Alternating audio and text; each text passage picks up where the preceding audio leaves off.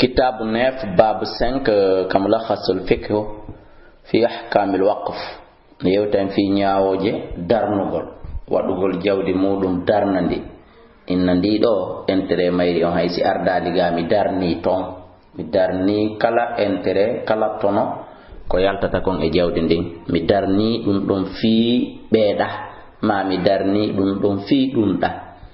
en fama joni nder raso al waqf darnugol wadun tahbisul asl ko jogitagol bindere ndek alegoy ko jogitagol nene on wa tasbilil manfa'a e accutugol tono on hino jogi nene on ko kanyun jeyi kono kala tono ko yaltata don kon imo acciti yo yaru nokkel kari fo non no andi ko mingi wal muradu ko fanda bil asl nene on ma yumkinu ko konko newoto al intifa' bihi nafturgol dum ma abaga'i aynihi wondude heddagol mudum kanyum tigi kaduri wano galleli wadda kakin butikaji magasenji wal basatin engesele wa nahwiha e ko nandi tatay dum andi sundum hida wawi jogitade lu kayru sudu ndulluwina kala tono ko yaltata kon okka goddo kon hara galle den ko anje andi don o da hendo to tono galle den kono tigi galle den no heddi kono non ka butikaji kono non ka magasinji wal murad ko faana bil manfa'a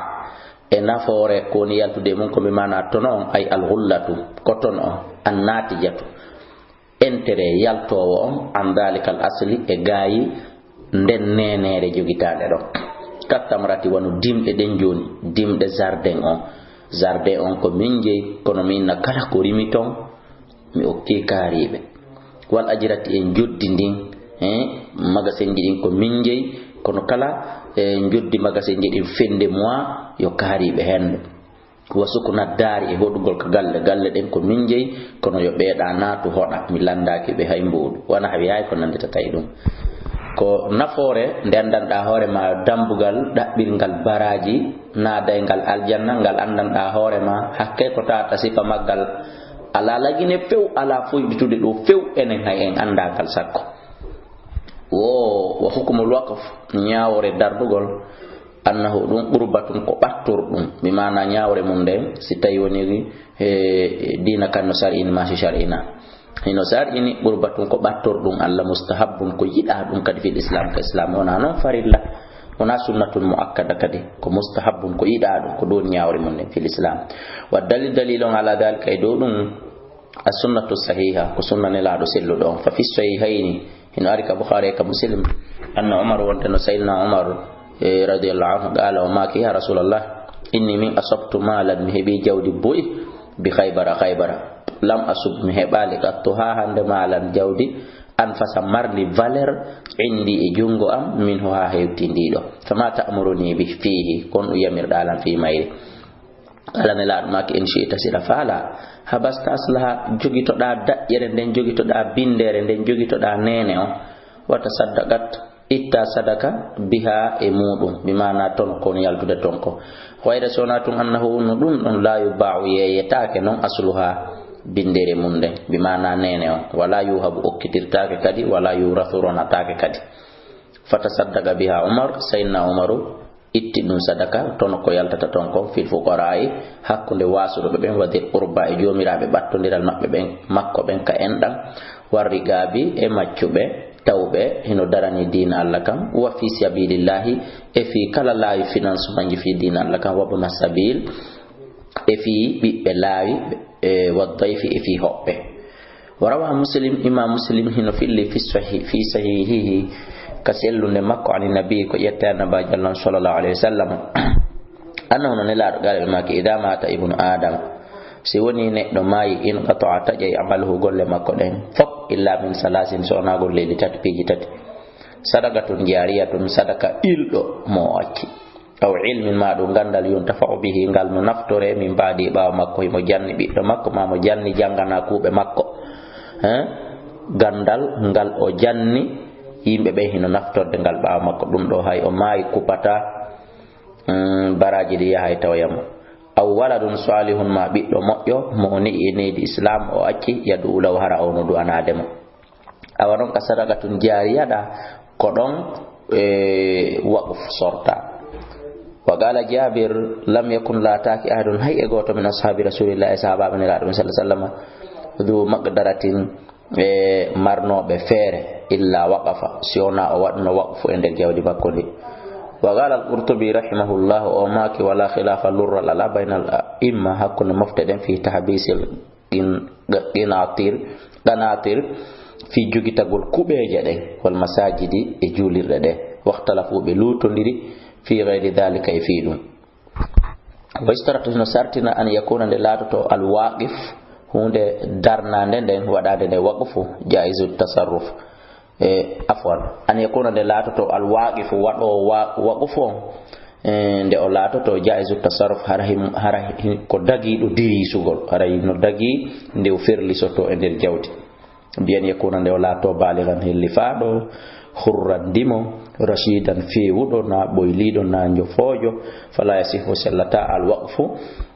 wadgol waqfu min as-saghir imorde paykum wasafinati wasafihi en njofojo wal mamluki e jiyaado bedo sallata wayan aqidu hino fibire al waqf wadugol waqfu ngol be hadi amrayn sabu gote de beji didi no tabitira al awwal aranunu al qawlu dal ko kongol tindingol alal waqf e do wadugol waqfu ngol kan yaqula wonde on tigi wiata masalan waqaftu hadha al makan ande no kure do mi wadinde waqfu nani bi mana kala tono ko yaltata ton ko mi okki dina Allah kam mi okki miskinaɓe nokkel kaari ma hayniɓe nokkel kaari ma jannoɓe nokkel kaari ara mo tuɓɓi aw ja'altuhu ma mi waɗi nde nokkure ɗo masjidan juulirde nani ɗon kadi no anda leydi ndin haka yaha o kanko je leydi ndin kono waɗi fi ka juule ma mi waɗi l'école nani ma mi waɗi laptani al-amru thani fiyake ɗin mon alfi'lu ko nde waɗata golle addallu tindinɗe alal waqfi e dow waqfu on fi irfi nas e nder gandal yimɓe ɓen tamo warri noon yimɓe ɓen anday wonde ni ɗum ɗon waɗi waqfu kaman ja'ala wan on waɗɗo darahu galle makko ɗen o watta de masjidan julirde hara o wolanali yimɓe ɓen wonde mi waɗi ɗo waqfu kono yi'en tum himo lanca chambre yiɗin yiɗintina maha ñappa waɗa angar wotoro gasa waɗa sororu maron ko adde sororu kono naada gate weƴƴita holla ɗo ko julirde ɗon hayso o wawlali kono o waɗi fi irfi nas e nder ko andinta yimɓe ɓen wa adana linnas o yanana yimɓe ɓen fi salati natugol juula fihi nder ton idinan yanande amman huɓutunde aw jala ma o waɗa ardahu leydi makko ni makbaratan berde ma tun haraymo marno terrain o yaha o howa fo o waɗa kuuru o waɗa clôture waadana linnas o yanana yimɓe ɓen fi dafni fiha surrugol nder to ina ila hande he kala heɓuɗo furere naati wattina ɗo yandi ɗon hay so wi'ali mi waɗi waqfu kono o waɗi gollal andingal yimɓe ɓen wonde woni waqfu wa alfadu tawqifi konguɗi waɗugol ngol waqfu qisman ko geɓe ɗiɗi al qismul awwal kongol aranongol ma geɓal aranangal alfadu sahihatun ko konguɗi feeñuɗi kan yaɓulande o wiyata he waqaftu mi waɗi waqfu wa habastu mi jogitike nani wa sabaltu mi tuti nani wa sammaitu mi inni ɗo masalan ɗon o woli o laɓɓini hadal alfadu sariha ɗi konguɗi ɗo feeñi laaɓi boy li annaha sabu ɗum ɗon la tuhtamalu hatonjina la tuhtamalu ronditetake hande kadi wawatake ɗin konguɗi wawatake ronditeɗe ɗi fiɗe gayri waqfi hara wona waqfu goɗɗo wata en yeyatade ɗum jaɓen famata tuma kala ata ari bi sigatin kongol minha immorde ɗiɗo kongoɗi swara waqfan haray ɗum ɗo wonti waɗa ɗum waqfu min gayri indimamin ko alda e takkugol ɗon amrun fiyake zaidun ɓeydiɗo go'o ilayha faade ɗum ɗon few wal qasmu thani sendande ɗimmere nden alfadum ko konguɗi kinayatun suuɗiɗi honno kan yaqula wononde wiyata saddaqtu mi itti ɗo sadaka nani o itti sadaka façon honno ɗon no suuɗi wa haramtu mi harmini ɗo nani safe mi harminani ɓe ngure anden o zarde mi harminani on natugol ga ma mi harmini ɗum ɗo wa battu mi fuɗɗike nani sammaytu mi wi'i ɗum ɗo fo muɗum kinayatan andanɗa hoore ma ko hunde suuɗinde lianna sabu ɗum ɗo tamalu ino wawa ronditede ino wawa firede ma'na al waqfu firo waɗugol waqfu ino wawa firede kadi wa ghayrihi firo go ko hina ɗum bi mana ɗo kala kana ɓirɗa a taway feway ko jomum wawata en raɓɓinɗinande ko wawata en taññande famata tuma kala tulfazu wawla biwahidin gotol min hadihi al alfazu e ɗiɗo konguɗi ishtarata haray sartinama eɓetirani ɓurnidirgol niyatul waqf anniye waqfu ma'ahu wondude e muɗum aw eɓetirana ma jolkidirgol ahadul alfade gotol e konguɗi aswarihati feñuɗi ɗin awil baaqi ma heddiɗi ɗin min alfadil kinaya immorde konguɗi suuɗitiɗi ɗin ma'ahu wondude e muɗum waqtiran e jolkidirgol al alfadu sariha konguɗi feñuɗi ɗin kan yaqula wono nde wiyata tasaddaqtu bi kada mittiri sadaka ni sadaqatan sadaka mawufatun darnaɗo aw muhbasatun ma jogitaɗo aw muslabatun ma fempaɗo aw muharramatun ma harminaɗo aw muabbadatun ma waɗaɗo sadaka waɗaɗo furayi abadan waqtiran e jolkidirgol lafdul kinaya kongol suuɗigol ngol bi hukmil waqf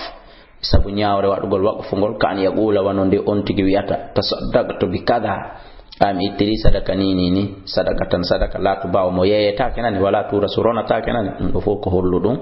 o wadi waqf wastaratu nasartina anon li sihhati alwaqf